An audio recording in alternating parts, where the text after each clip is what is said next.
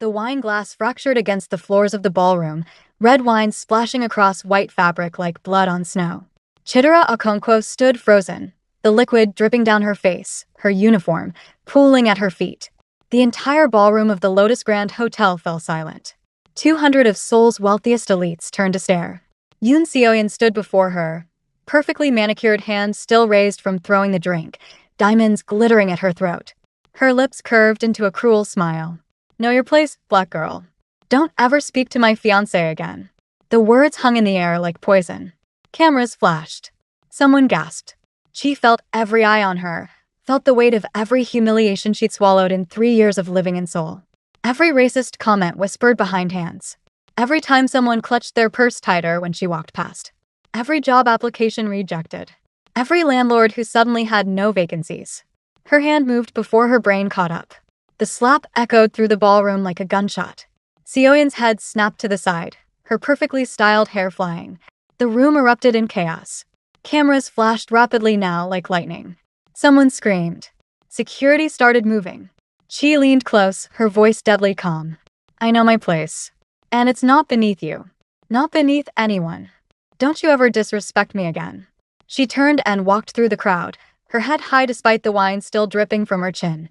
Her heart hammered against her ribs, but she didn't look back. She pushed through the gilded doors and into the lobby, her hands shaking violently now that the adrenaline was fading. What had she done?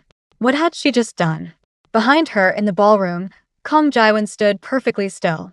He was tall, his long dark hair falling past his shoulders, a single tattoo visible at the collar of his tailored suit. His face showed nothing, but his eyes tracked Chidera's exit with something that might have been admiration. Or calculation. With Jae-won, it was always hard to tell. "Jae-won." Seoyeon clutched her face, tears of rage streaming down her cheeks. "Did you see what that woman did? Arrest her. Have her deported." But Jae-won wasn't looking at his fiancée. He was staring at the doors where the waitress had disappeared, a small smile playing at the corner of his mouth. No one had ever stood up to Yoon Seoyeon. No one dared. The Yoon family owned half the prosecutors in Seoul. Seoyeon herself was untouchable. Until tonight. "Jae-won." Seoyeon grabbed his arm. He finally looked at her, his expression cooling to ice. "You threw a drink in her face. What did you expect would happen?" "I expected her to apologize. To grovel. She's just a waitress, she's nobody." "Then why do you look so shaken?" Jae-won removed her hand from his arm, his touch gentle but firm. "Excuse me. I need some air." He walked away, leaving Seoyeon standing alone as cameras continued flashing, capturing her humiliation for tomorrow's headlines. She made it to the staff changing room before she started shaking properly. She stared at her reflection in the small mirror. Wine stained her white shirt. Her natural hair had come loose from its neat bun, and her dark brown eyes were wide with shock at what she'd just done. Her phone buzzed. A text from her manager. "Don't bother coming back. You're fired." Another buzz. Then another. Her phone lit up like a Christmas tree. She opened her social media and her breath caught. The video was already everywhere. Someone had posted it. The slap. Her words. Everything. The comments were flooding in. "Who is she?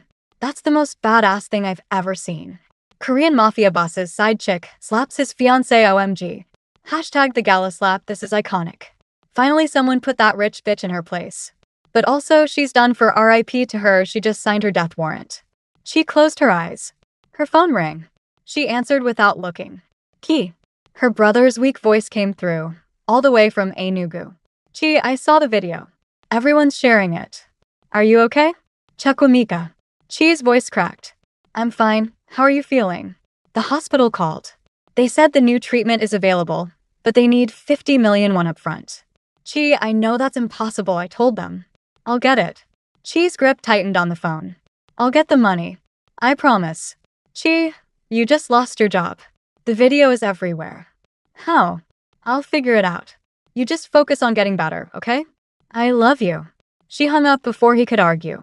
Before he could hear her cry. 50 million won. About $40,000. She had maybe 2,000 saved. Her visa had expired 3 months ago. She'd been working illegally, too afraid to leave and lose her job, unable to afford a lawyer to fix her status. And now she'd just slapped one of the most powerful women in Seoul on camera. She was done. Completely done. She changed out of her stained uniform, pulled on her street clothes, and slipped out the back entrance of the hotel. The Seoul night air was cold against her face. She walked to the subway, her mind numb, her phone still buzzing with notifications she couldn't bear to read. She rode the train to her tiny Gazawan in Sinchon. Student housing, barely bigger than a closet, but it was all she could afford. She climbed the narrow stairs, unlocked her door, and collapsed on the thin mattress. Tomorrow, immigration would probably come for her. She'd be deported, banned from returning. Her brother would die without the treatment. Her dream of becoming a fashion designer would die with her. All because she couldn't swallow her pride for one more night. She buried her face in her pillow and finally let herself cry. She didn't hear the black sedan that parked outside her building. Didn't see the tall figure in the expensive suit who looked up at her window. Didn't know that Kang Jae-won had spent the last 3 hours tracking her down, calling in favors, accessing databases he shouldn't have access to. He stood on the street, looking at the rundown building, and made a decision that would change everything. The next morning, Chi woke to pounding on her door. She jerked upright, her heart racing. Immigration. It had to be immigration. She opened the door a crack, keeping the chain lock engaged. Kang Jae-won stood in her hallway, looking completely out of place in his tailored black suit and expensive watch. 2 large men in dark suits stood behind him. Bodyguards. Chi's mouth went dry. What do you want? To talk. May I come in? No. A small smile. Smart. Then we'll talk here. I have a proposition for you, Miss Okonkwo. How do you know my name? I know everything about you. Chidera Okonkwo, 26 years old, from Enugu, Nigeria. Fashion design degree from University of Nigeria. Came to Seoul 3 years ago on a student exchange program that ended 20 months ago. Visa expired. Working illegally. Brother Chukwemeka, 19, has sickle cell anemia, currently in hospital in Enugu needing expensive treatment you can't afford. He paused. Have I missed anything? Chi's hands clenched into fists. What do you want? Marry me. She blinked. What? Contract marriage. 1 year. You get 500 million won visa sponsorship, and I'll use my connections to help launch your fashion career. In exchange, you pretend to be my wife.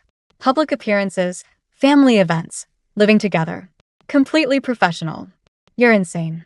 Probably. But I'm also your only option. Immigration has a warrant for your deportation. They'll execute it within 48 hours. Your brother needs treatment you can't afford. And I need a wife who isn't Yoon Seo-yeon. His eyes were dark, unreadable. So what do you say, Miss Okonkwo? Do we have a deal? She stared at him. This man was Kang Jae-won. She'd heard the whispers. The scholar, they called him, because he had a PhD in economics and ran legitimate tech companies. But everyone knew the truth. His family controlled one of the 3 most powerful crime syndicates in Seoul, the Biko clan. People who crossed them disappeared. And he was asking her to marry him. Why me? Chi's voice was barely a whisper. Because you're the only person brave enough or stupid enough to slap Yoon Seo-yeon. That's exactly the kind of person I need. This is crazy. Yes, but you're running out of time. And options. He pulled out a business card, slid it under her door. You have 24 hours to decide. Call me. He turned and walked away, his bodyguards following. She stood frozen in her doorway, the business card on her floor, her entire world tilting on its axis. Her phone rang. The hospital in Enugu. Miss Okonkwo? This is Dr. Adeyemi. I'm calling about your brother. The treatment window is closing. If we don't begin within the week, I'm afraid the disease progression will make him ineligible. We need your decision and the payment as soon as possible. She looked at the business card on her floor. 24 hours to decide. But really, there was no decision to make at all. She sat across from Kang Jae-won in his lawyer's office, a stack of papers between them. The contract was 15 pages long. She'd read every word twice. 200 million won up front, she said, her finger on the clause. For my brother's medical treatment. Agreed. Jae-won signed without hesitation. You help me establish my fashion line. Real help. Connections, introductions, funding if needed. Done. No physical intimacy. Separate bedrooms. Professional boundaries at all times. Jae-won's pen paused for just a moment. Of course. And I keep my dignity. I won't be paraded around like a trophy. I won't smile and nod while people are racist to me. I won't pretend to be someone I'm not. I wouldn't ask you to. Jae-won looked at her directly. I saw what you did to Seo-yeon. I know exactly who you are. That's why you're here. Chi picked up the pen. Her hand trembled slightly. 1 year. She could survive 1 year of pretending to be married to a criminal. For Chukwemeka. For her dreams. She signed. Jaiwan's lawyer notarized the documents. Money was transferred. She watched her phone as the hospital in Enugu confirmed receipt of 200 million won. Dr. Adeyemi called 30 seconds later, his voice excited. Miss Okonkwo, we received the payment. We can begin treatment immediately. Your brother is going to be okay. She closed her eyes, tears burning behind her eyelids. Thank you. Thank you so much. When she hung up, Jaiwan was watching her with an expression she couldn't read. Thank you, she said quietly. Don't thank me. We have a deal. I expect you to honor your part. I will. Good. My driver will take you to collect your belongings. You'll move into my penthouse today. We have a family dinner tomorrow night. You'll need appropriate clothing. I've arranged for a stylist. Kaya Sispina straightened. I don't need a stylist. I'm a fashion designer. Then design something that will make my grandmother approve of you. She's the real power in the Biko clan, not me. If she doesn't like you, this arrangement ends. I thought we had a contract. We do. But my grandmother doesn't care about contracts. She cares about strength, intelligence, and whether you can hold your own in a room full of people who would happily destroy you. Jaiwan stood, buttoning his suit jacket. Welcome to the family, Mrs. Kong. Jaiwan's penthouse occupied the top 2 floors of a building in Hanamdong, one of Seoul's most exclusive neighborhoods. She stepped out of the private elevator and stopped, stunned despite herself. The apartment was massive, decorated in minimalist style with dark wood and clean lines. Large windows showed the Seoul skyline, the Han River glittering in the distance. Everything was expensive, understated, perfect. Your room is on the east side, Jaiwan said, barely looking at her as he checked his phone. Mine is west. We share the main living areas. My housekeeper comes 3 times a week. Security is monitoring all entrances. Don't try to leave without informing them first. Am I a prisoner? You're my wife. There are people who would love to hurt me by hurting you. The security is for your protection. How reassuring. Jaiwan finally looked at her, something flickering in his dark eyes. You're safe here, Chitra. I don't break my promises. He left her standing in the massive living room, disappearing down the west hallway. She heard a door close. She was alone. She found her bedroom. It was bigger than her entire Gazawan had been. The bed was huge, the attached bathroom had a separate shower and tub, and the closet was the size of a small apartment. Her pitiful bag of belongings looked ridiculous in the corner. She sat on the bed and pulled out her phone. The video of the slap had over 10 million views now. Her Instagram had exploded from 200 followers to 3 million. Messages flooded her DMs, some supportive, many hateful, all overwhelming. She ignored them and called Chukwemeka. Key. The doctors just left. They're starting treatment tomorrow. They say the new medication has an 80% success rate. Her brother's voice was stronger than she'd heard it in months. How did you get the money? What happened? I got a job. A really good job. Don't worry about it. Gee, I saw the video. Everyone's saying you're dating that Mafia boss. Tell me that's not true. She looked around the enormous bedroom. It's complicated. Key. I have to go. I love you. Focus on getting better. She hung up before he could ask more questions she couldn't answer. That night, she couldn't sleep. She wandered out to the kitchen around 2 in the morning, looking for water. She found Jaiwan already there, sitting at the kitchen island with a glass of whiskey, his long hair loose around his shoulders. Can't sleep? He asked without looking up. Jet luck. From a different life. She opened the refrigerator, found water. You? I don't sleep much. They stood in silence. She noticed he'd taken off his suit jacket, loosened his tie. The tattoo on his neck extended down. She could see the edge of it disappearing under his collar. A dragon, maybe. Something powerful. Why do you really want to marry me? She asked suddenly. The real reason. Jaiwan was quiet for a long moment. Yoon Seoin's father is prosecutor Yoon Dae-hoon. Very powerful, very connected. Our families arranged our engagement to create an alliance. But I recently discovered something. Someone has been leaking information about my business operations to the police. I think it's her. And marrying me helps how? It gives me time to investigate while appearing to have moved on. It also sends a message that I can't be controlled. He finally looked at her. And it irritates people I want to irritate. So I'm a political move. Aren't we all? Jaiwan raised his glass. To mutually beneficial arrangements. She didn't raise hers. What happens when the year is over? We divorce. Quietly. You get to keep everything. The money, the connections, the career I help you build. You go back to your life. I go back to mine. That simple? That simple. But the way he said it, looking at her in the dim kitchen light, made she think it wouldn't be simple at all. The next evening, she stood in front of her mirror, adjusting the dress she designed and sewn in a frantic 12 hours. It was a fusion piece, traditional Korean hanbok lines mixed with Nigerian Ankara print fabric in deep blue and gold. The result was striking, elegant, and completely her own. She'd styled her natural hair in an elegant updo, kept her makeup minimal. When she walked out to the living room, Jaewon stopped mid-conversation on his phone. "You made that?" he asked when he hung up. "Yes. You said impress your grandmother." "I don't impress people by pretending to be someone else." Something shifted in his expression. "No, you really don't." The Biko clan estate was in the hills outside Seoul, a traditional Korean compound that had been in the Kong family for generations. Armed guards checked them at the gate. Chi's nerves ramped up with every meter they drove. "Relax," Jaewon said quietly. "Grandmother will either love you or hate you in the first 30 seconds. Nothing you do after that will change her mind." "That's not helpful." "I'm not trying to be helpful. I'm trying to be honest." Grandmother Kong was 75 years old, barely 5 feet tall, and the most intimidating person she had ever met. She sat in the main room wearing a traditional hanbok, her silver hair in a perfect bun, her eyes sharp as knives. "So you're the girl who slapped Yoon Seo-yeon," grandmother said in Korean. Chi understood enough to respond, also in Korean.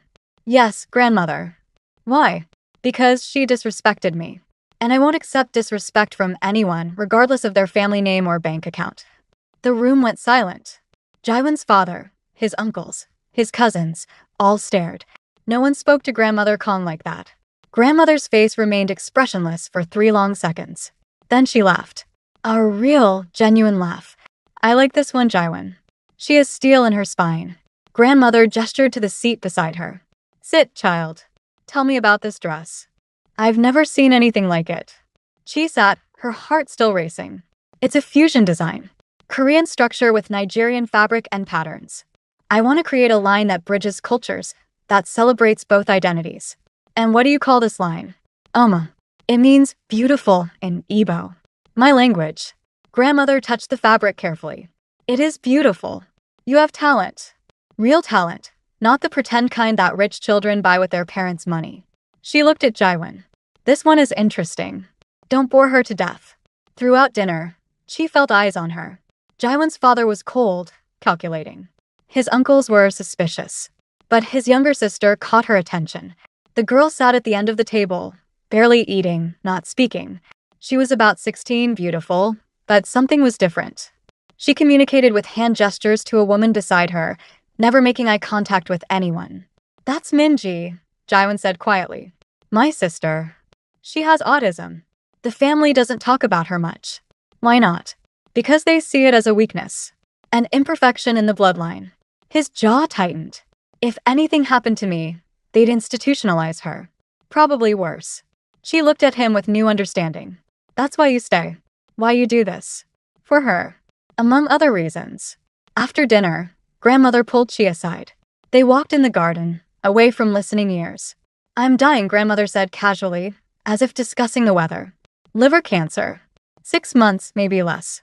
Before I go, I want to see Jaewon happy. Truly happy. Can you do that?" Chi stopped walking. "Grandmother, this is just a contract. It's not real, isn't it? Then why did he learn your language? Why did he spend 3 hours tracking you down the night of the gala?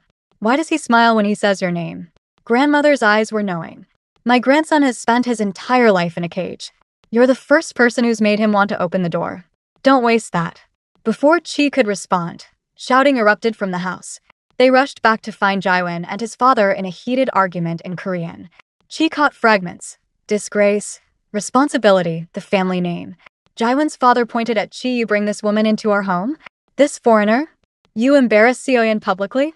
You damage our alliance with the Yoon family?" "The alliance was already damaged," Jaewon said coldly. "And I'll marry who I choose. You'll marry who I tell you to marry.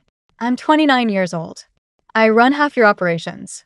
I built this family's legitimate businesses from nothing. I've earned the right to make my own choices." His father's hand rose.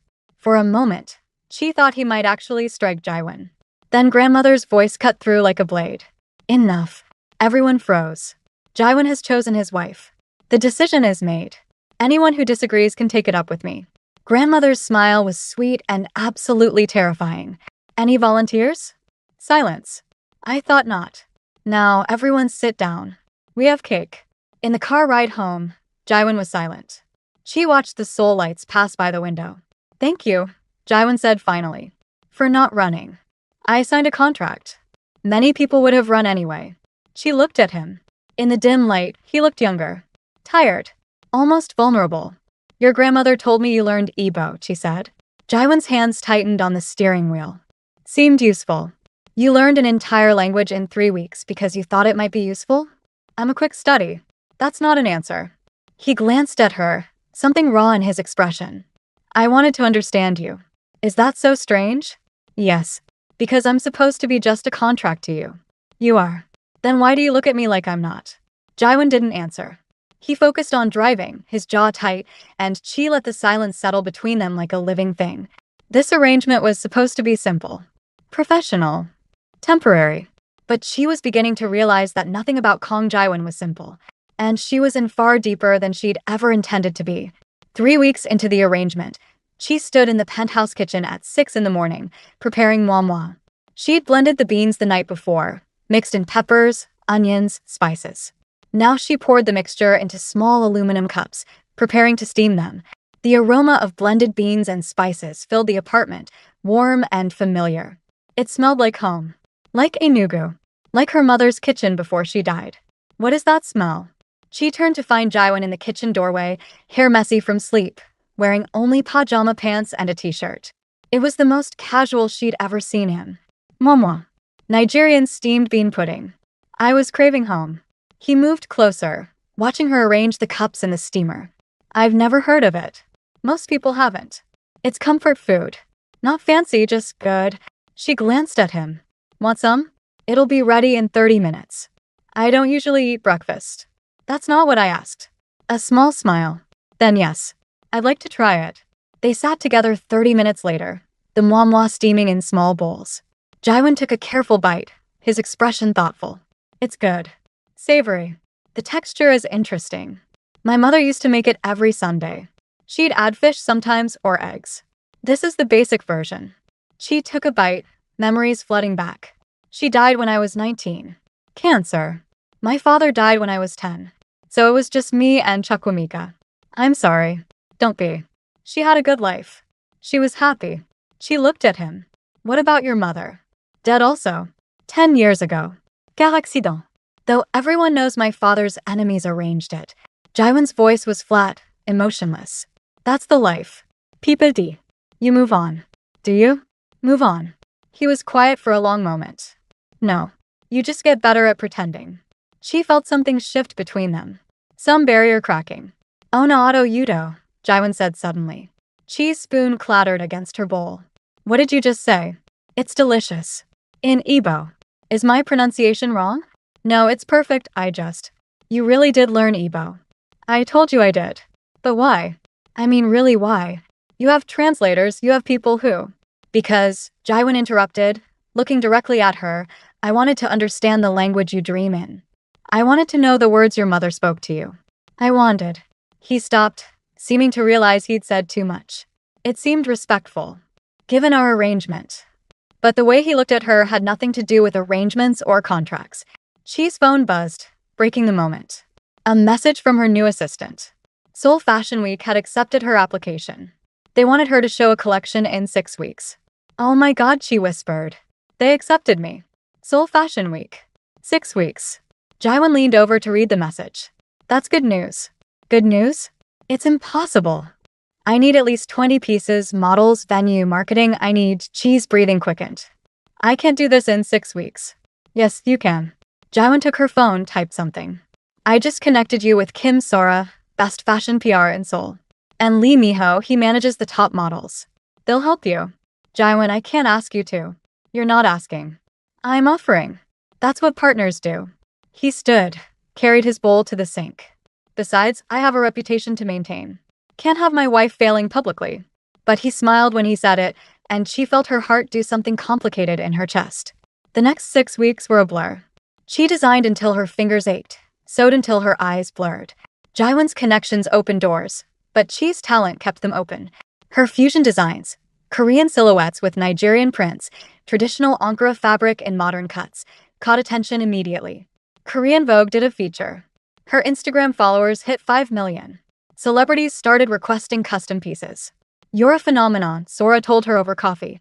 "People love the cultural fusion angle. And honestly, having Kang Jaewon as your husband doesn't hurt. The power couple narrative is gold." Qui shifted uncomfortably. It's not about him. It's about the work. Of course. But the story matters too. The waitress who slapped her way to the top. The mafia boss who fell for her. It's romantic. Except it wasn't romantic. It was a contract. Professional. Temporary. So why did Chi's stomach twist every time Jaewon came home late, smelling like perfume that wasn't hers? Why did she care when he took phone calls in the other room, his voice low and secretive? The fashion show was in Busan, part of a regional expansion of Seoul Fashion Week. Jaewon had business there anyway, some clan matter Chi didn't ask about. They drove down together, the tension between them thick and unspoken. Nervous? Jaewon asked as they passed through the countryside. Terrified. What if everyone hates it? What if I'm not ready? You're ready. I've seen the collection. It's extraordinary. You've seen it? You think I don't pay attention? Jaewon glanced at her. The blue piece with the gold threading. The way you incorporated traditional Korean embroidery with Nigerian attire techniques. It's brilliant. She stared at him. You know about attire techniques? I researched. After I saw your sketches. Why do you do things like this? Like what? Act like you care when this is supposed to be just business. Jaewon's hands tightened on the steering wheel. Maybe I'm a better actor than you thought. But his voice said otherwise. They checked into the hotel in Busan. The clerk apologized profusely. "Mr. Kong, I'm so sorry. We only have the honeymoon suite available. There was a booking error. One bed. I can arrange a different hotel if." "It's fine," Jaewon said curtly. "We'll make it work." In the suite, they stared at the single massive bed. "I'll take the couch," Jaewon said immediately. "Don't be ridiculous. You're too tall. You'll be miserable." "Key. We're adults. We can share a bed without it being weird. I'll build a pillow wall if it makes you feel better."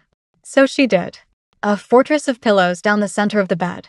They climbed in from opposite sides, careful not to touch, both staring at the ceiling. "Good night," Chi said. "Good night." At 3 in the morning, Chi woke up screaming. The nightmare was vivid, visceral. Chakwamika in a hospital bed, dying, reaching for her. Blood everywhere. Her mother's voice. "You couldn't save him. You failed." Strong arms pulled her close. "Jiwon voice. Urgent. Ki. Ki. Breathe. You're safe. I've got you." She was sobbing, gasping, clinging to him. "I dreamed he died. My brother. I couldn't save him. I tried but I couldn't. He's not going to die. The treatment is working. Dr. Adeyemi sent an update yesterday. Chakwamika's blood counts are improving.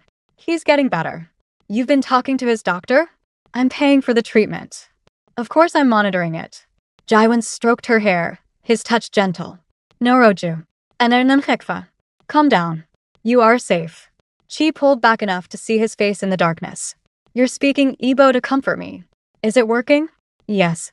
She realized she was still in his arms, her face pressed against his chest, his heartbeat steady beneath her ear. "I should move back to my side. Do you want to?" "No." "Then don't." They lay there in the darkness, the pillow wall demolished, fitting together like they'd done this 1,000 times before. She felt safe in a way she hadn't since her mother died. And that terrified her more than any nightmare. "Jaewon? What are we doing?" "I don't know." His arms tightened around her. "But I don't want to stop. The contract. Fuck the contract." He kissed her. Soft at first, questioning. She kissed him back, answering. The kiss deepened, became urgent, desperate. All the tension of the past 6 weeks, all the pretending, all the denial, broke like a dam. They made love slowly, carefully, learning each other in the darkness. When it was over, they lay tangled together, breathing hard. "That was a mistake," Chi whispered. "Probably the best mistake I've ever made," Jaewon said against her neck. In the morning, reality crashed back. They woke up naked, sunlight streaming through the windows. Chi sat up, pulling the sheet around herself. "We should talk about this," she said. "I know. This doesn't change the contract. We still have 6 months left. After that, we still end things." Right. Of course. Jaiwon's voice was carefully neutral. We were drinking last night. At the show. We were both stressed and we can pretend it didn't happen. Yes. That's probably best. But when Jaiwon looked at her, his eyes said he didn't want to pretend at all. The fashion show was a massive success. Chi's collection received a standing ovation. Orders flooded in. Korean Vogue wanted her on the cover. Her brand, Oma, was officially launched. At the after-party, she had one glass of champagne, then another. Jaiwon matched her, both of them celebrating, both of them trying to forget what had happened that morning. You did it, Jaiwon said, his voice warm with pride. You're exactly where you're supposed to be. We did it. I couldn't have done this without you. Yes, you could have. Just would have taken longer. He touched her face, his thumb brushing her cheek. You're extraordinary. Chi, don't ever let anyone make you feel less than that. The champagne made her brave. Or maybe it was the way he looked at her. She kissed him in the middle of the party, cameras flashing around them. Later, in the hotel room, there was no pretending it was a mistake. They made love again, sober this time, intentional. Chi memorized the feel of his skin, the sound of his breathing, the way he whispered her name in Igbo. In the aftermath, lying in his arms, she knew she'd crossed a line she couldn't uncross. I'm falling for you, she whispered, thinking he was asleep. I know, he whispered back. I fell for you the night you slapped her. I've just been trying to pretend I didn't. What do we do? I don't know. But we'll figure it out. Together. But 6 weeks later, she stood in a convenience store bathroom, staring at a pregnancy test, and realized that together was about to get a lot more complicated. The test was positive. Unmistakably, undeniably positive. She took 3 more. All positive. She slid down the bathroom wall, her hands shaking. She was pregnant. With Jaiwon's child. With 4 months left on their contract. 4 months until they were supposed to divorce and go their separate ways. She had to tell him. She would tell him. Soon. But first, she needed to figure out what she wanted. What this meant. How to handle. Her phone buzzed. A news alert. Breaking, Yoon Seoyeon announces pregnancy, claims Kang Jaiwon is the father. Chi's blood turned to ice. She clicked the article. There was a video. Seoyeon at a press conference, tears streaming down her face, one hand on her still flat stomach. Jaiwon and I were together before this contract marriage, Seoyeon said to the cameras. What we had was real. And now I'm carrying his child. He has a responsibility to this baby. To our family. The reporters erupted with questions. Seoyeon fielded them with perfect, practiced grace. Chi watched the video 3 times, each viewing making her feel sicker. Was it true? Had Jaiwon been sleeping with Seoyeon while married to her? While whispering that he was falling for her? Was everything a lie? She stumbled out of the convenience store, got on the subway, rode it home in a daze. When she walked into the penthouse, Jaiwon was there, pacing, his phone pressed to his ear. He saw her and hung up immediately. Chi, I've been trying to call you. Did you see? Is it true? Her voice was flat. Is she pregnant with your baby? I don't know. Maybe. We were together once, months before I met you. It was a mistake, family pressure, it meant nothing. Nothing? She's pregnant. The timeline doesn't add up. If she's really pregnant, I don't think it's mine. But I can't prove that until. Until what? Until the baby is born? Until you do a paternity test? Chi's voice rose. Were you going to tell me? Or were you just going to let me find out on the news? I just found out myself. Chi, please, you have to believe me. Whatever I had with her is over. What I have with you is. What? What do we have, Jaiwon? A contract? Because that's all this was supposed to be. You know, it's more than that now. Doi. Because right now, I don't know what's real anymore. Chi's hands were shaking. She pressed them against her stomach, where her own secret was growing. I can't do this. I can't be part of this drama. I can't. Chi, please. We have 4 months left on the contract. Let's just finish it. Professionally. Like we agreed. She turned toward her room. I'm going to bed. In my room. Don't follow me. She locked the door before he could respond, slid down it, and finally let herself cry. She was pregnant with the child of a man who might be having a child with someone else.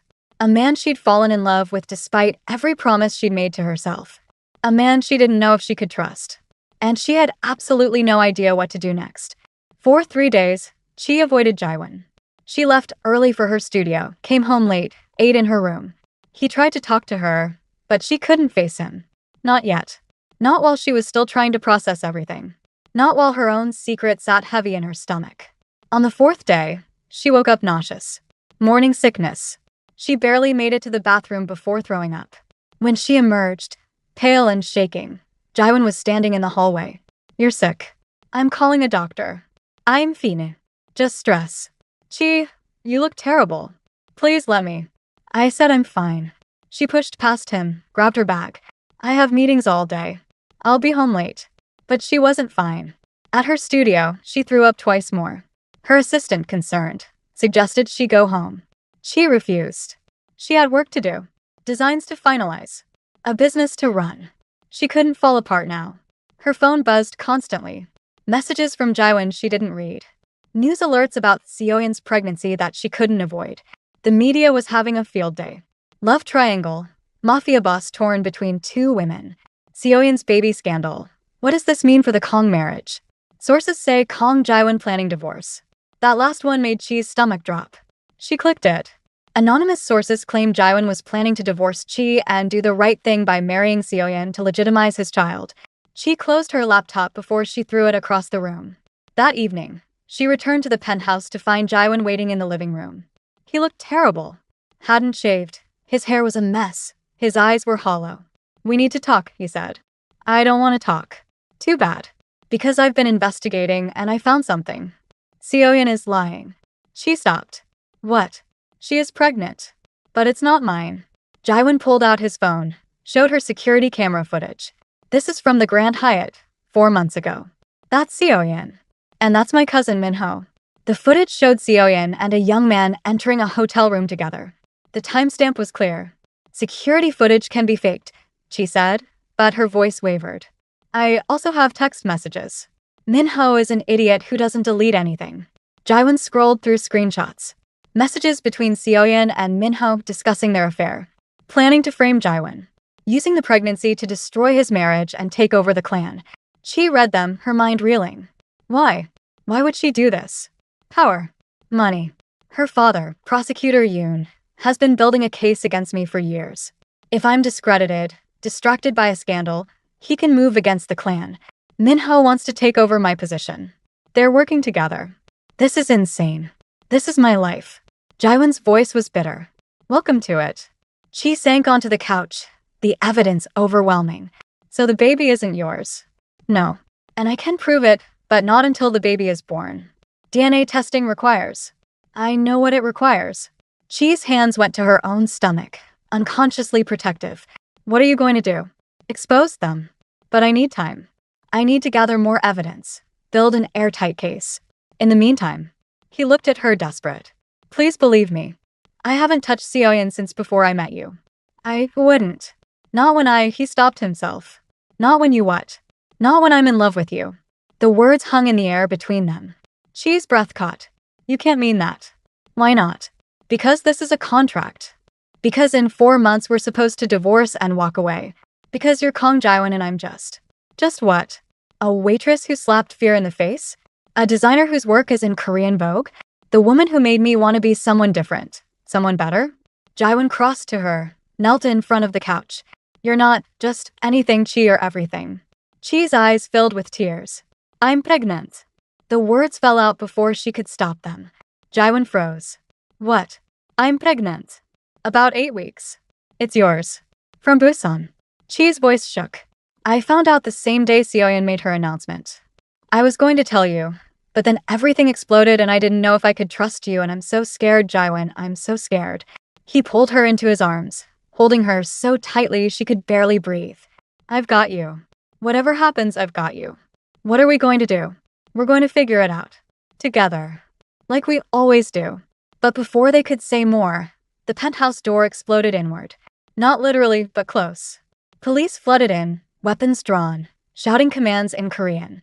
Kong Jaiwan, you're under arrest for money laundering, racketeering, and organized crime. Prosecutor Yoon walked in behind them, a triumphant smile on his face. We've been watching you for months. We have all the evidence we need. Jaiwan stood slowly, his hands raised. On whose authority? Mine. And your wife's. Prosecutor Yoon pulled out a folder, threw photos on the table. Photos of Chi meeting with him. Photos of her passing documents. Transcripts of conversations. Your dear wife has been quite helpful. providing information about your business dealings, your meetings, your associates. All in exchange for keeping her visa valid and her brother's medical payments flowing. Chi's blood turned to ice. What? No. I never. But then she remembered. 6 weeks ago, a man had approached her outside her studio. Said he was from immigration. Said if she didn't provide harmless information about Jaiwon's schedule, they'd deport her and stop Chukwumika's treatment. She'd given him Jaiwon's calendar. Meeting locations. Dinner appointments. Nothing important, she thought. Just schedules. Oh my God, she whispered. They used me. They twisted everything I said. Very convenient story. Prosecutor Yoon sneered. Mr. Kong, you have the right to remain silent. They handcuffed Jaiwon. He looked at Chi, his eyes full of pain and something else. Forgiveness. It's okay, he said quietly. I know you didn't mean to. It's okay. But it wasn't okay. They dragged him away, and Chi stood in the destroyed penthouse, her world collapsing around her, her hand on her stomach where a baby was growing, and she had never felt more alone. That night, she couldn't stay in the penthouse. The walls felt like they were closing in. She went to the only person she could think of. Grandmother Kong. The old woman opened the door herself, took one look at Chi's face, and pulled her inside. Tell me everything. So Chi did. The blackmail. The information. The pregnancy. The arrest. Everything. When she finished, grandmother was quiet for a long moment. Do you love my grandson? Yes. And he loves you? He says he does. Kong Jaiwon has never said those words to anyone. If he said them to you, he meant them. Grandmother took Chi's hands. So now you have a choice. You can run. Go back to Nigeria. Raise the baby alone. Live a quiet life. Or you can fight. Fight for him. Fight for your family. Fight for the life you want. Which will it be? Chi thought of Jaiwon in a cell. Thought of Seoyeon and Minho and prosecutor Yoon winning. Thought of her child growing up without a father, without knowing the truth. She thought of the slap that started everything. The moment she decided to stop being invisible. I'm going to fight. Grandmother smiled. Good. Then let's go to war. The next week was a blur. Chi, grandmother, and Minji worked around the clock. Minji, brilliant with computers despite her autism, hacked into prosecutor Yoon's email server. What they found was damning. Emails between Yoon, Seoyeon, and Minho planning the entire conspiracy. Plans to frame Jaiwon. Evidence that the information she provided had been deliberately misrepresented. And most importantly, deleted voicemails between Seoyeon and Minho discussing their baby and how to use it to destroy Jaiwon. Chi recorded a confession video, posted it to her Instagram. 5 million followers saw it instantly. My name is Chidera Okonkwo. I was blackmailed into providing information used to frame my husband. I was wrong to trust them, but I'm going to make it right. The video went viral. 10 million views in 6 hours. Public opinion shifted. Hashtag Free Jaiwon trended worldwide. An emergency hearing was scheduled. Chi walked into that courtroom 8 months pregnant, her stomach round and unmistakable. Jaiwon was brought in from custody. When he saw her pregnancy, his eyes widened with shock and something deeper. Love. Prida. Fear. Chi took the stand. I was blackmailed by prosecutor Yoon, she testified. He threatened my brother's life, my visa status, everything I had. I gave him what I thought was harmless information. Dinner schedules. Meeting locations. I didn't know he would twist it into evidence of crimes. She presented everything. The emails. The voicemails. The hotel footage. Seoyeon's medical records showing she was exactly as far along as her affair with Minho had started. The courtroom erupted.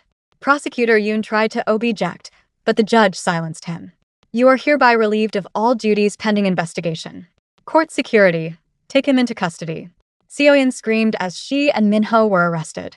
The judge dismissed all charges against Jaiwon. He walked toward Chi as cameras flashed. She was crying, her hands on her swollen belly. I'm sorry, she whispered. I'm so sorry I trusted them. I'm sorry. Stop. Jaiwon pulled her close, careful of her stomach. You survived. You fought back.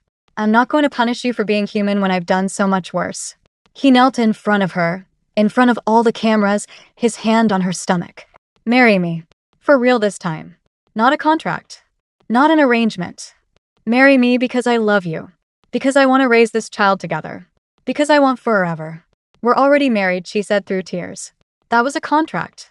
This is a promise. He looked up at her. So what do you say? Will you be my wife? Really, truly mine? Yes. Yes, 1,000 times yes. He kissed her as the courtroom applauded, as cameras flashed, as their future began. 2 months later, she went into labor 3 weeks early. Jaiwan nearly crashed the car getting her to the hospital. He held her hand through every contraction, whispered encouragement in Igbo, was there when the doctor said it's twins, a boy and a girl. Jaiwan cried when he held them. The fearless Mafia heir, crying openly as he looked at his children. They're perfect, he whispered. You're perfect. 1 year later, she stood at another gala. The same hotel where everything started. But this time, she wore her own design, her twins with grandmother backstage, her fashion empire spanning 3 continents. Someone accidentally spilled champagne near her. She looked at Jaiwan. Should I slap them? He laughed. Only if they deserve it. That's my husband. Always encouraging violence. They danced as cameras flashed, capturing the couple that had changed Seoul forever. The woman who slapped her way to the top. The Mafia boss who learned to love. A news alert popped on someone's phone. From viral slap to fashion empire, the Chitara story inspires millions. She saw it and smiled. She'd come to Seoul with nothing but dreams and desperation. She'd been humiliated, fired, threatened with deportation. She'd slapped a woman and changed her entire life. And she wouldn't change a single thing. Well, maybe one thing. She'd have slapped Seoyeon harder. Jaiwan pulled her closer as the music played. What are you thinking about? How a single moment can change everything. How one choice can lead to a whole different life. Any regrets? She looked at her husband, thought of her children, her empire, her family. Not even one. Good. Because I'm never letting you go. Promise? Promise. And as they danced under the lights of the Lotus Grand, in the same ballroom where a slap had echoed and a love story had begun, she knew that some promises were meant to be kept forever. If you loved this story of courage, love, and redemption, hit that subscribe button and drop a comment telling us your favorite moment. Was it the slap? The moi scene? The courtroom victory? Let us know, and don't forget to like this video to help others find she and Jaiwan's incredible journey. More amazing stories coming soon.